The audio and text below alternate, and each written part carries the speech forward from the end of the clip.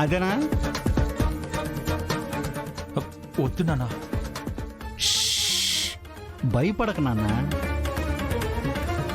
నిన్ను ఎలా ఈ బాధలోంచి ఇలా తీసి అలా పాడేస్తానో చూస్తూ ఉండంతే.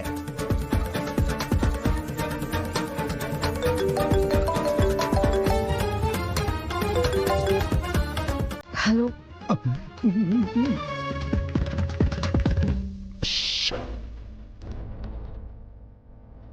హలో, ఎవరు?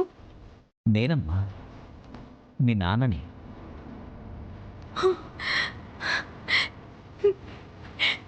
నాన్న, నా డాడీ. అవునమ్మా. డాడీ, నువ్వు నదిలో పడిపోయి. అవునమ్మా, నదిలో పడిపోయానంతే, పడి పోలేదమ్మా. కాకపోతే ఎక్కడో మునిగి ఇక్కడెక్కడో తేలాను. బ్యాడ్ టైంలో కూడా గుడ్ టైంలా ఒక గుడ్డు డాక్టరు నన్ను సేవ్ చేశాడమ్మా. డాక్టరా? అవునమ్మా. సూది సుబ్బారావు ఆర్ఎంపీ అని నన్ను బాగా చూసుకుంటున్నాడమ్మా. డాడీ, నమ్మేసింది నమ్మేసింది. అవును.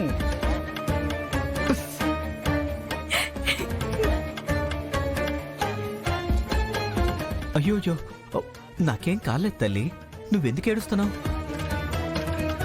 రే తల్లి, చేరవకురా. డాడీ, నేను ఇప్పుడే వచ్చేస్తాను. చెప్పండి, మీరు ఎక్కడున్నారు? నేనా?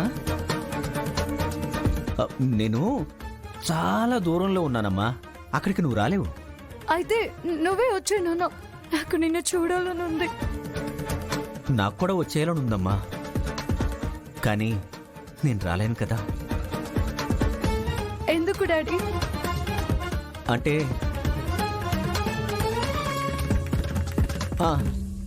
నదిలో పడ్డప్పుడు నీళ్లలో హెడ్కి ఏదో ఇంజ్యూరీ అయ్యి బ్లడ్ బాగా పోయి అది మెదడుకి ఎఫెక్ట్ అయిందంటమ్మా అని మన సూది సుబ్బారావు ఆర్ఎంపీ లేడు, ఆయనే చెప్పాడమ్మా. అందుకే నాకేమీ గుర్తులేవు తల్లి, గతం మర్చిపోయాను. అందుకే నేను నీ దగ్గరికి ఎలా రావాలో నాకు తెలియదమ్మా. రామా, నువ్వు ఇక్కడున్నావా? నీకోసం కాలేజ్ అంతా వెతికాను, నువ్వెక్కడా కనిపించలేదు. చెప్పండి సార్. అస్మిత కలిసిందా? కలిసింది. మాట్లాడావా? మాట్లాడాను సార్. అయితే ఇప్పుడు ఏ సమస్య లేదు కదా? లేదు సార్, ఏ సమస్య లేదు. అయితే ఇప్పుడు హ్యాపీ కదా? అవును సార్, చాలా హ్యాపీ. నీ మనసులో ఇప్పుడు ఏం లేదు కదా? లేదు సార్, ఏమీ లేదు. ఇప్పటికైనా అర్థమైందా నేనేంటో? చాలా బాగా అర్థమైంది సార్. రామా,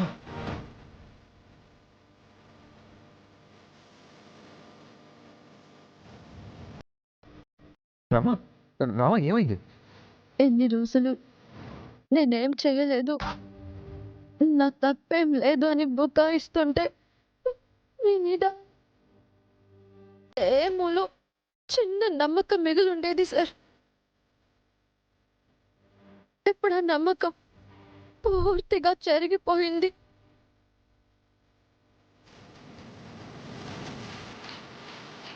సగం కాలిన మనసు సంపూర్ణంగా మసైపోయింది.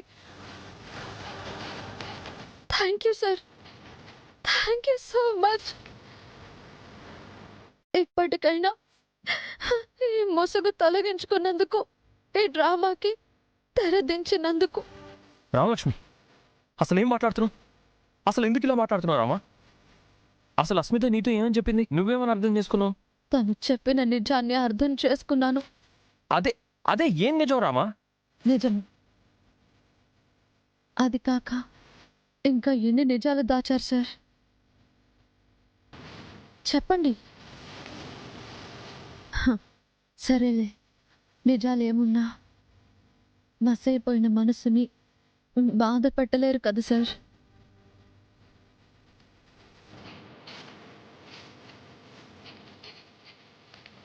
సార్ నిజం తెలిసి మా నాన్న ఏదో చేస్తారని మీరు భయపడుతున్నారు కదా. అయ్యో, మీరు భయపడాల్సిన అవసరం లేదు సార్. ఈ నిజాన్ని మా నాన్నకి తెలియనివ్వను సార్. నేనే ఏదో ఒకటి చెప్పి ఈ పెళ్ళి ఆగిపోయేలా చేస్తాను సార్.